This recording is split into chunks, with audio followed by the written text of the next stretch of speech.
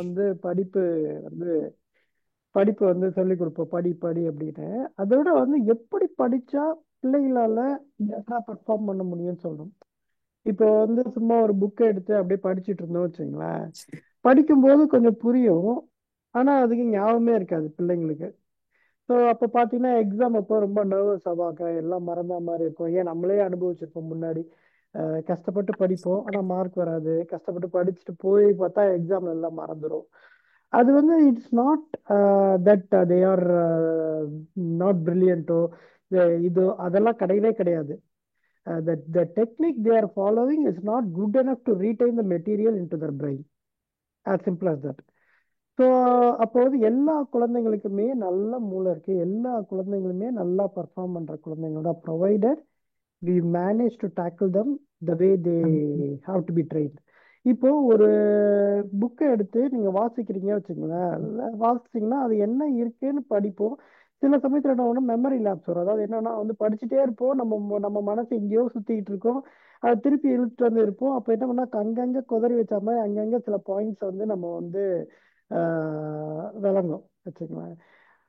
அப்போ எது பெஸ்ட் திங்னா, ஒரு டாபிக் எடுத்துட்டு அந்த டாபிக்கை படிச்சுட்டு அந்த டாபிக்கை இன்னொரு இடத்துல நீங்க ஸ்பாட் பண்ணீங்க வச்சுங்களேன், அது வந்து மெமரி இன்னும் கொஞ்சம் ரீஇன்ஃபோர்ஸ் ஆகும். சே ஃபார் எக்ஸாம்பிள், ஒரு விஷயத்தை பத்தி தெரிஞ்சுக்கிறீங்க, அது சம்பந்தமான விஷயத்தை இன்னொரு இடத்துல நீங்க படிக்கணும்.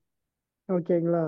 இன்னொருத்தரோட பர்ஸ்பெக்டிவை தெரிஞ்சுக்கும் போது என்ன ஆகும்னா உங்களுக்கு அதை பற்றி கூடுதல் விளக்கமும் தெரியும், கூடுதலா உங்களோட பிரெயின்ல அது அட்டாச் ஆகும். அதுக்கு அடுத்து வந்து அஹ், பாத்தீங்கன்னா என்ன ஆகும்னா நெக்ஸ்ட் வந்து நீங்க வந்து ரீப்ரொடியூஸ் பண்ணணும். ரீப்ரொடியூஸ் பண்றதுன்னா நீங்க சொன்ன கேட்ட விஷயத்த நீங்க வந்து அப்படியே வந்து ஃபுல்லா வந்து ஒருக்கா வந்து அப்படியே நீங்க சொல்லி பார்க்கணும். அப்போ ரீப்ரொடியூஸ் பண்ணும்போது என்ன ஆகும்னா தட் ரீடைன் த இன்ஃபர்மேஷன் இன்னுமே நல்லாவே இருக்கும். அதுக்கு அடுத்த ஸ்டேஜ் என்னன்னா you start teaching someone. ஓகேங்களா? அப்போ என்ன ஆகும்னா உங்களுக்கே நிறைய கொஸ்டின்ஸ் மைண்ட்ல வரும், உங்களுக்கு இன்னும் புரிதல் வரும். You can get better out of it. You can use the technique to some other areas as well. அந்த என்னன்னா வந்து அதை பத்தி ஆளுமை வரும், அந்த கருத்தோட ஆளுமை உங்களுக்கு இன்னும் வந்துடும். அது வேற எங்கேயாவது போய் சொருவுறது, வேற எங்கேயாவது போய் அப்ளை பண்றது, அந்த அப்ளிகேஷன் வந்து உங்களுக்கு இன்னும் ஈஸியாயிடும். இன்னொருத்தருக்கு சொல்லி கொடுத்து அவங்க அதை பண்ணுங்க. நீங்க கவனிச்சிருப்பீங்க நிறைய தடவை யாராவது வந்து சொல்லி கொடுத்தாங்கன்னா, நான் சொல்லி தரவங்களை விட்டுட்டு யாராவது ரொம்ப மண்டையாட்டுவாங்க, எனக்கு தெரியும் தெரியும், அவங்கள பிடிச்சி நீங்க சொல்லுங்க. எதுக்காகன்னா அவங்கள சோதிக்கிறதுக்காக இல்ல. எனக்கு என்னன்னா ரொம்ப ஈஸியா இருக்கும். நமக்கு புரியல வச்சுக்கலாம், இன்னொருத்தர் வந்து புரியுறது இருக்கலாம். அவர்கிட்ட கேட்கும்போது என்ன பண்ணுவாருன்னா அவர் வந்து கொஞ்சம் கொஞ்சம் வந்து சாலியன்ட் பாயிண்ட்ஸா சொல்லுவாரு, even though he is not as good as what the other person is teaching. அப்போ அவங்க கிட்ட நம்ம இருக்கும்போது ஓகே இதெல்லாம் இம்பார்ட்டன்ட் பாயிண்டா நோட் பண்ணிட்டு திருப்பியும் போயிட்டு அந்த கேட்டுட்டு இருக்கவர் இவரை கரெக்ட் பண்ணுவார், இல்ல இல்ல நான் சொன்னது இது கிடையாது இதுதான் அப்படின்னு சொல்லுவாரு.